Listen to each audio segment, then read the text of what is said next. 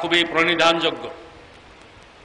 তিনি বলছেন ওখরা, আর একটা আছে তুহিব্বুনাহা, এবং সেটা তোমাদের কাছে আকর্ষণীয়, তোমরা খুব পছন্দ করো। সেটা কি?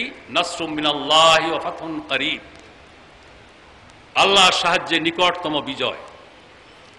তো জাগতিক সাফল্য গৌণ, আমি এটা বলবো না, কিন্তু এই জাগতিক সাফল্যের শুভ সংবাদ তাদের দেওয়া হয়েছে যারা কেবলমাত্র আযাবে আলিম থেকে নাজাতের জন্যে, মাগফিরাতের জন্যে, আল্লাহ তাআলাকে রাজি খুশির জন্যে, জান্নাতের জন্যে ইসলামী আন্দোলনে অংশগ্রহণ করে।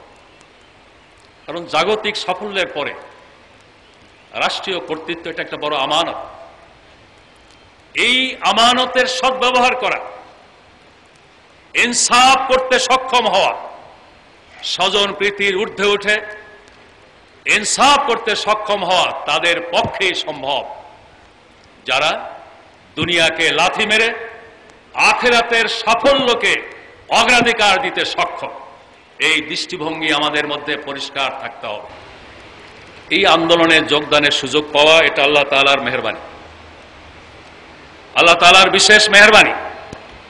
কারণ তিনি তার কিতাবে হাকিমে বলেছেন হুয়াস্তাবাকুম, তিনি এই আন্দোলনের জন্য তোমাদেরকে বাছাই করেছেন।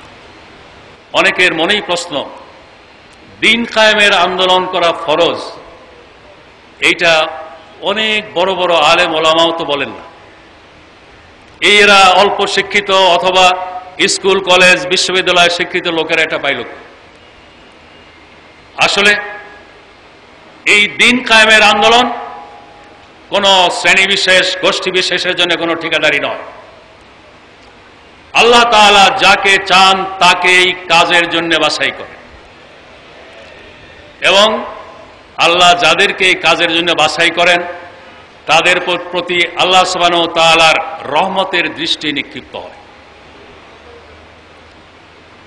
সূরা মায়েদার মধ্যে আল্লাহ সুবহানাহু ওয়া তাআলা বলেছেন, মান ইয়ারতাদ্দা মিনকুম আন দীনিহি ফাসাউফা ইয়াতি আল্লাহু বিকওমিন ইউহিব্বুহুম ওয়া ইউহিব্বুনাহু আযিল্লাতিন আলাল মুমিনিন আইজ্জাতিন আলাল কাফিরিন ইউজাহিদুনা ফি সাবিলিল্লাহি লা ইয়াখাফুনা লাওমাতা লাইমিন যালিকা ফাদলুল্লাহ ইউতিহি মান ইয়াশা আল্লাহু যুল ফাদলিল আযীম। এখানে দুইটি বিষয় আমি দেখি। একটা হলো দিন কায়েমের আন্দোলনে কারো ঠিকাদারি নেই, স্থায়ী ইজারাদারি নেই। যারা এই দিন কায়েমের আন্দোলনের সুযোগ পায় তারা যদি এর হক আদায় করে, আল্লাহ তাআলা যতদিন তারা হক আদায় করে এর উপরে রাখেন। যদি হক আদায় করতে ব্যর্থ হয় তাদের পিছে হটিয়ে দিয়ে অন্য কাউকে সামনে আনে। তাদের পরিচয় বলতে গিয়ে এক নম্বরই আল্লাহ বলছেন ইউহিব্বুহুম, আল্লাহ তাআলা তাদেরকে ভালোবাসেন। এটা আমাদের জন্য বড় আবেগের কথা। ইকামতে দ্বীনের ফরজিয়াতের অনুভূতি তারাই লাভ করতে সক্ষম হয় যাদের প্রতি আল্লাহ তাআলার রহমতের দৃষ্টি পড়েছে। সেই সাথে তারাও আল্লাহকে ভালোবাসে, তারা আল্লাহর পথে জিহাদ করে, কোন নিন্দুকের নিন্দা, সমালোচকের সমালোচনার ধার ধারে না। এটা আল্লাহর পক্ষ থেকে একটি বাড়তি নিয়ামত। আল্লাহ তাআলা যাকে চান তাকে এই নিয়ামত দান করে। এই দৃষ্টিতে ইসলামী আন্দোলনের অংশগ্রহণের সুযোগ আল্লাহ তাআলার পক্ষ থেকে একটি বাড়তি মর্যাদা, কিন্তু সেই সাথে এই মর্যাদা রক্ষায় ব্যর্থ হলে এর পরিণাম পরিণতিও কিন্তু ভয়ঙ্কর। এটাকেও আমাদের সামনে রাখতে হবে। এই আন্দোলনে সবর এবং তাওয়াক্কুলের গুরুত্ব সবচেয়ে বেশি। এই আন্দোলনে অতীতে যারা নেতৃত্ব দিয়েছেন, আম্বিয়া কেরাম আলাইহিস সালাম, সিদ্দিকীন, সালেহীন, শুহাদা, তারা সকলেই নানা রকমের বিপদ আপদ মুসিবতের মধ্য দিয়ে অগ্রসর হয়েছে। এটা অতিক্রম করে আন্দোলনে টিকে থাকতে হলে আল্লাহর সাথে ঘনিষ্ঠ সম্পর্ক অপরিহার্য এবং সেই সম্পর্কের ভিত্তি হলো সবর এবং তাওয়াক্কুল। ইন্নাল্লাহ মা'আস সাবিরিন ওয়াসবির ওয়া মা সাবরুকা ইল্লা বিল্লাহ।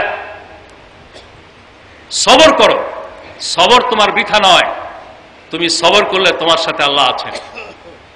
আবারও মহান আল্লাহ রাব্বুল আলামিনের শুকরিয়া জানাচ্ছি এই রোকন সম্মেলন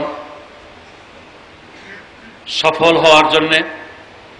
সেই সাথে ভাই বোনদেরও আমি শুকরিয়া জানাচ্ছি, অবর্ণনীয় কষ্ট সত্ত্বেও তারা এই সম্মেলনের প্রতিটি অনুষ্ঠান, প্রতিটি প্রোগ্রাম মনোযোগের সাথে অনুসরণ করার জন্যে।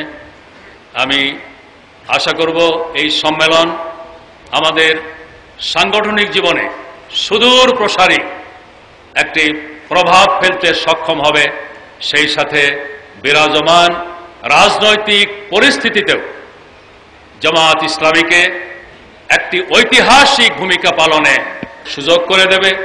এই দেশের রাজনৈতিক অঙ্গনে এর প্রভাবও হবে সুদূর প্রসারী, এই আশাবাদ ব্যক্ত করে আবারও সবাইকে আন্তরিক মোবারকবাদ এবং প্রাণ ঢালা শুভেচ্ছা জানিয়ে আমার বক্তব্য